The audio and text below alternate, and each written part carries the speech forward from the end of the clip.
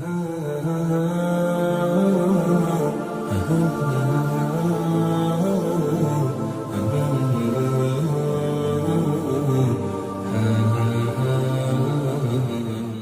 اللہ الرحمن الرحیم نحمدہ و نصلی علی رسولہ الکریم اما بعد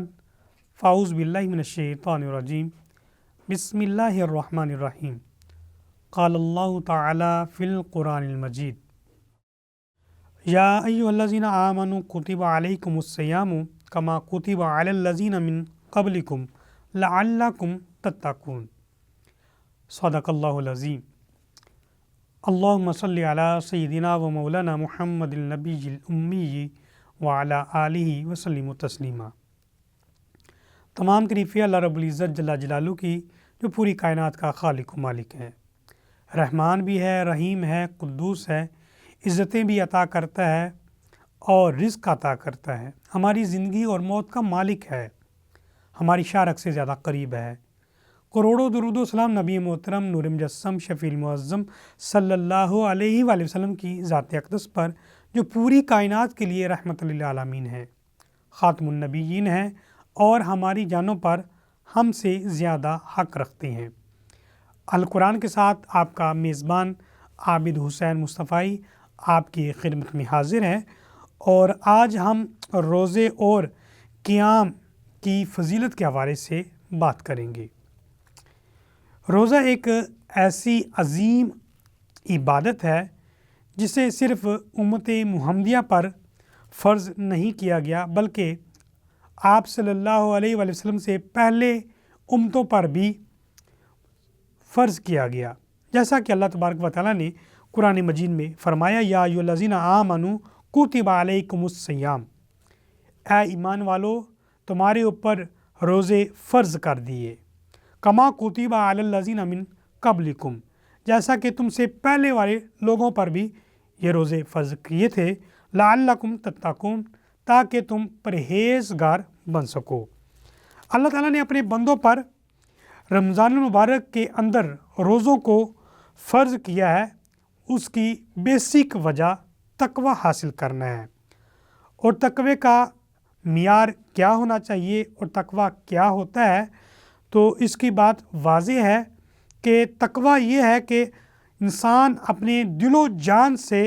اللہ رب العزت جل جلالہ کا فرما بردار اور سر خم تسلیم ہونے والا بندہ بن جائے۔ روزہ اسلام کے ارکان میں سے بنیادی رکن ہے۔ نبی محترم صلی اللہ علیہ وآلہ وسلم نے ماہ رمضان میں کیے جانے والی عبادات، جس میں روزہ بھی ہے، جس میں نماز بھی ہے، تلاوت بھی ہے، صدقہ و خیرات بھی ہے، قیام اللیل بھی ہے، اور لیلۃ القدر کی بہت بڑی فضیلت کے ساتھ یہ رات بھی میسر ہے، تو اس کے اندر نیک اعمال کرنے کا ہمیں حکم بھی دیا ہے، اور بالخصوص روزے کی بہت زیادہ فضیلت بیان فرمائی ہے، یہاں تک کہ میرے آقا نے فرمایا کہ الصوم لی وانا اجزی بہ، اللہ فرماتا ہے کہ روزہ صرف میرے لیے ہے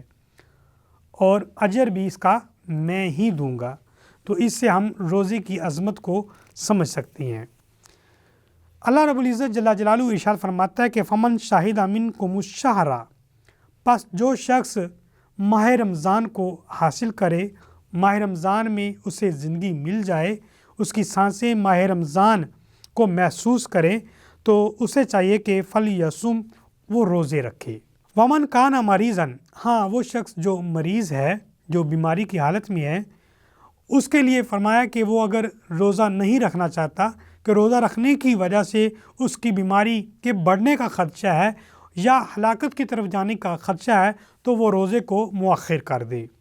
او علی سفرین، یا اگر سفر پر ہے اور سفر میں شدت ظاہری بات ہوتی ہے، اور جب پرانے زمانوں میں جو سفر ہے وہ پیدل کیا جاتا تھا یا گھوڑا خچر پر کیا جاتا تھا، اونٹ پہ کیا جاتا تھا، تو مشکل پیش آتی تھی، اس بنا پر روزے کو مؤخر کرنے کا حکم دیا گیا۔ اللہ رب العزت نے فرمایا فعدۃ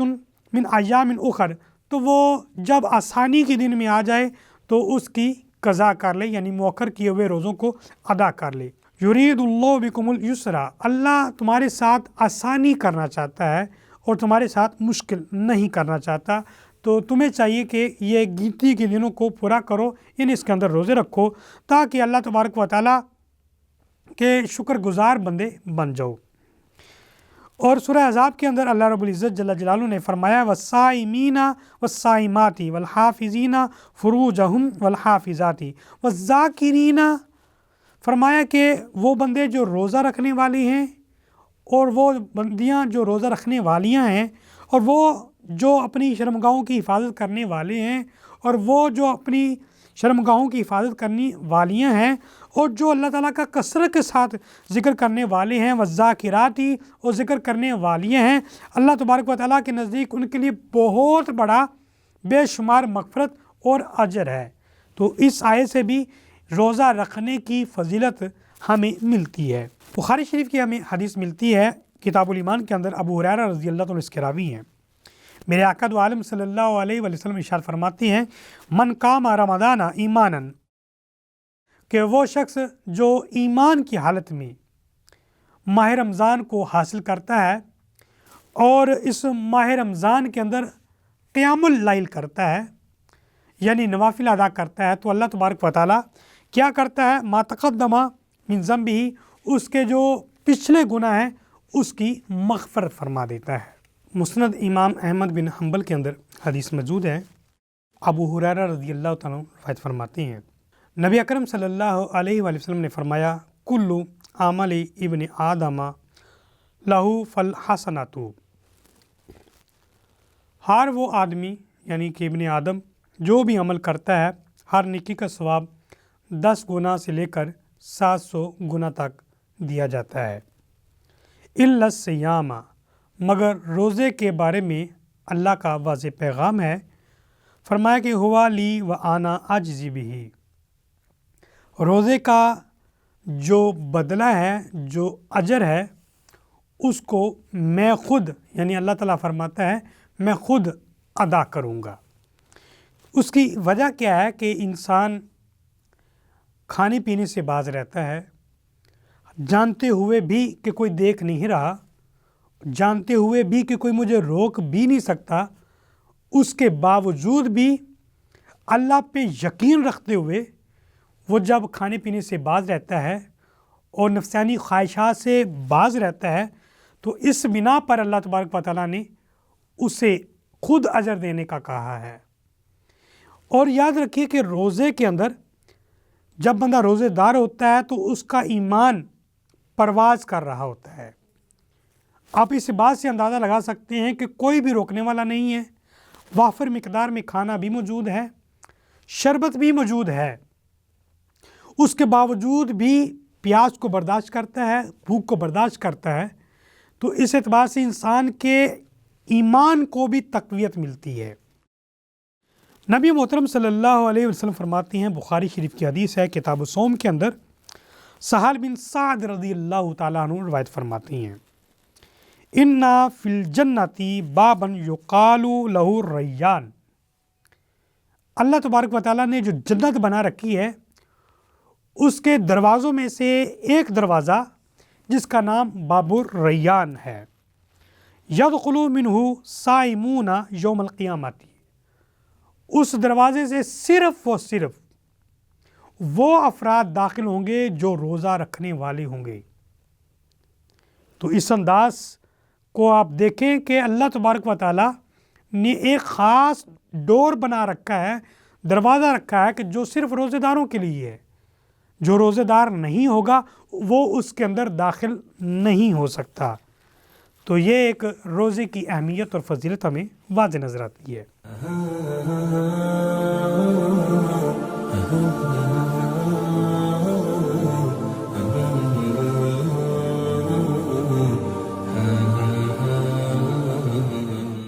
اسی طرح نسائی شریف کے اندر حدیث ہے کتاب الصیام کے اندر، ابو امامہ رضی اللہ تعالیٰ روایت فرماتے ہیں کہ میں رسول اللہ کی بارگاہ اقدس میں حاضر ہوا اور میں نے عرض کی یا رسول اللہ صلی اللہ علیہ وسلم مرنی بعمل، مجھے کوئی عمل کرنے کا حکم دیجئے، میں کیا کروں؟ رسول اللہ صلی اللہ علیہ وسلم نے فرمایا علیک بالصوم فإنہ لا عدل لہ، فرمایا کہ روزے رکھا کرو، اس سے بڑا کوئی اور عمل نہیں ہے جو اللہ کو محبوب ہو۔ میں نے عرض کی یا رسول اللہ مجھے حکم دیجئے کہ میں کیا عمل کروں، دوسری دفعہ پوچھا۔ پھر میرے آقا دو عالم صلی اللہ علیہ وسلم نے ارشاد فرمایا کہ روزہ رکھا کرو، اللہ تبارک و تعالیٰ کے نزدیک اس کے برابر کوئی دوسرا عمل نہیں ہے۔ تو اس اعتبار سے روزے کی اہمیت اور فضیلت ہمیں سامنے نظر آتی ہے، اور یہ بات بھی حدیثوں کے اندر ہمیں بتانا مقصود ہوتی ہے کہ روزے کی اہمیت حاصل کریں تاکہ روزے رکھے جائیں، تاکہ روزے کی جو اصل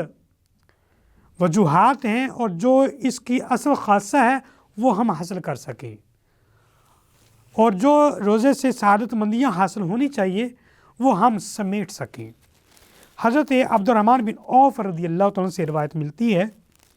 جو ابن ماجہ کے اندر موجود ہے، میرے آقا دو عالم صلی اللہ علیہ وسلم نے فرمایا کہ وہ شخص جس نے ماہ رمضان کو حاصل کیا اور اس کے اندر قیام کیا، نوافل زیادہ سے زیادہ پڑھے، کیونکہ اس کے اندر نفل پڑھنے کا اجر بہت زیادہ ہے، جس نے اس کے اندر قیام کیا اور نوافل ادا کیے تو اللہ تبارک و تعالیٰ اس کو ایسے پاک کر دے گا جیسے وہ ابھی دنیا میں آیا ہے، یعنی اس کی والدہ نے ابھی اس کو جنم دیا ہے۔ تو اس کے اندر ماہ رمضان کے اندر قیام کرنے کا بھی بڑی فضیلت حاصل ہے، جس طرح ہم تراویحیں پڑھتے ہیں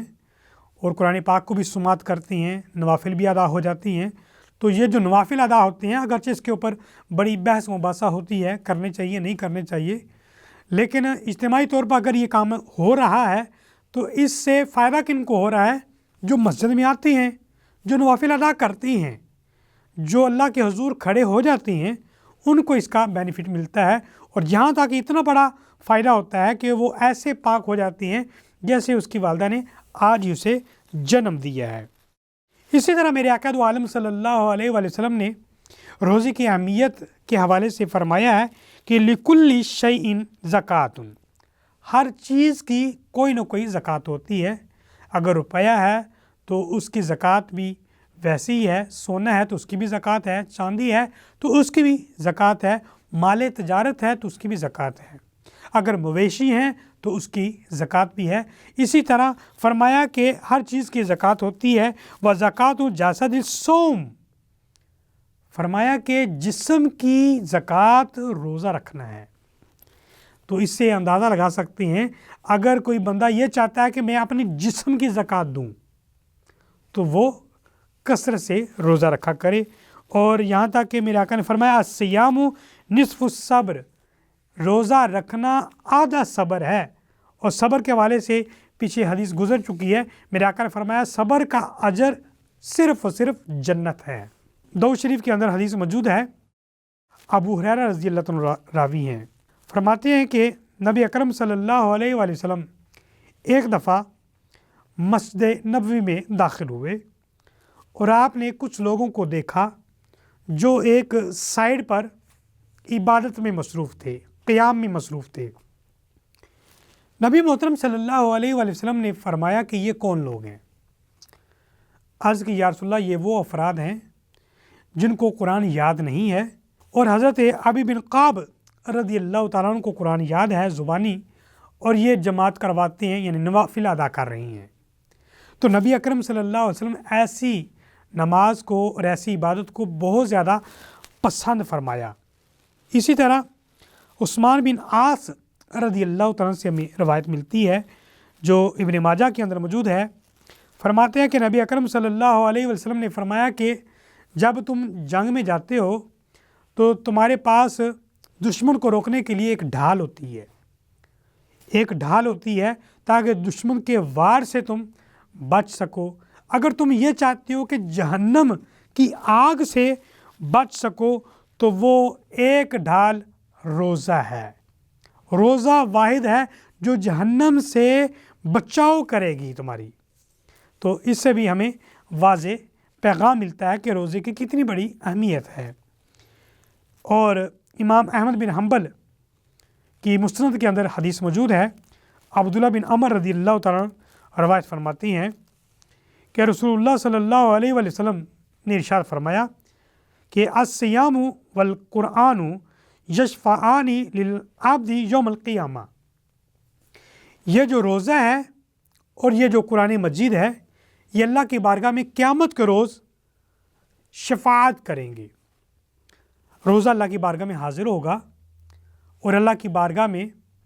عرض کرے گا، میرے پروردگار، یہ بندہ ہے جس نے مجھے رکھا تھا، یہ بندہ ہے کہ جس نے میرا احترام کرتے ہوئے نہ کھایا ہے نہ پیا تھا، یہ بندہ ہے جس نے میرے احترام کے اندر اپنی خواہشات کو پس پشت ڈال دیا تھا، تو میں اس کے لیے بطور سفارشی آیا ہوں کہ اس کی کامل بخشش فرما دی جائے اور اس کو جنت عطا کر دی جائے۔ پھر قرآن آئے گا، اللہ کی بارگاہ میں عرض کرے گا، مولا کریم پروردگار، اس نے مجھے پڑھا تھا اور میرے احکام کے اوپر پابندی کی تھی اور اس نے مجھے احترام دیا تھا، میرا ادب کیا تھا، تو میں یہ چاہتا ہوں کہ اس کی سفارش کروں۔ میرے آقا دو عالم صلی اللہ علیہ وسلم فرماتے ہیں کہ اللہ تبارک و تعالیٰ ان دونوں کی سفارش کو قبول فرمائے گا۔ تو اس سے یہ اندازہ ہو سکتا ہے کہ یہ روزہ جو ہم رکھتے ہیں، حالانکہ اس روزے سے بینیفٹ ہمیں ہی ہوتا ہے، ہمیں حدیث ملتی ہے کہ صوموا تصحوا، روزہ رکھو گے تو صحت پالو گے۔ اگر کوئی بندہ صحت مند ہونا چاہتا ہے، اپنے جسم کو توانا کرنا چاہتا ہے، تو وہ روزہ رکھا کرے۔ میرے آقا دو عالم صلی اللہ علیہ وآلہ وسلم صحابہ کرام کو فرمایا کرتے تھے کہ مہینے میں کم از کم 3 دن روزے ضرور رکھا کرو۔